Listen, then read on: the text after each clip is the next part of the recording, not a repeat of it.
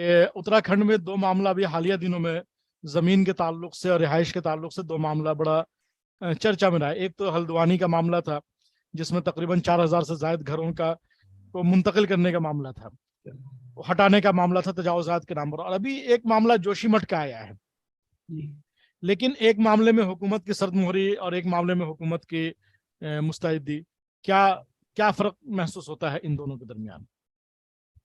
नहीं, इन दोनों मामलों में जो फर्क है वो उसकी नौयत को अगर आप देखें जी तो जोशीमठ में जो हो रहा है वो एक कुदरती आफत है जी और उसकी वजह से बहुत कम लोग हालांकि मुतासर हो रहे हैं, लेकिन ये कि उसमें किसी अदालत का कोई अमल दखल नहीं है। जी वो जोशीमठ की आपने तफसील देखी होगी तो वहाँ पे जो हाइड्रोलिक वो बना है उसके जोशीमठ के नीचे से उन्होंने एक टनल निकाल दी है, वो आगे से बंद हो गई है। जी अंदर जो डेब्रिस है, मलबा है, वो रुका हुआ है, उसमें से गैस बनती है और उसकी वजह से क्रैक्स होते हैं। जी और एक दूसरी उसके साथ थियरी ये भी है कि वो जो है वो एक उसके ऊपर है वो इलाका, मतलब है कि जो अ, जिसको आप ग्लेशियर कहते हैं, जी तो वो ग्लेशियर फटता है तो उसमें मलबा जमा हो जाता है, वो ऊंचा तक होता है तो कोई बस्ती आबाद हो जाती है। तो वो ग्लेशियर किसी जमाने में वहां पे था, वो फटा हटा और उसकी वजह से उसके ऊपर जो मलबा आया उससे ये बस्ती बसी है। तो इसमें जो है इस बात का इम्कान है कि उसमें नीचे से क्रैक हो और उससे भी बड़ी तबाही आए। तो ये एक तबाही है, लेकिन हल्द्वानी का मामला है ये उससे बहुत बड़ा मसला है।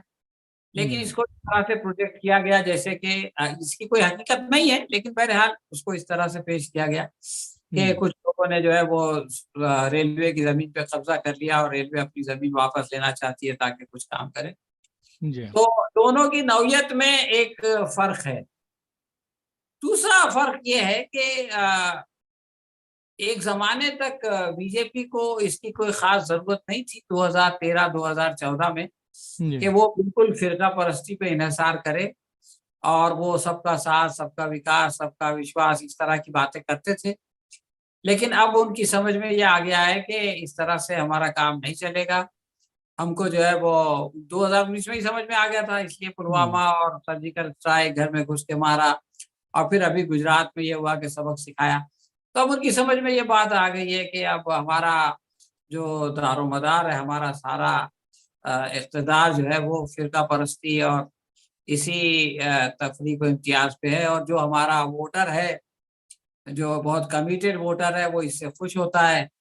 तो वो उसकी नाराज़गी को कम करने के लिए अब इससे अलावा कुछ और एक्सपेक्ट भी नहीं कर सकते, कोई और तवक्को भी नहीं कर सकते। तो अगर इस तरह का रवैया सामने नहीं आए तो मुझको ताज्जुब होगा।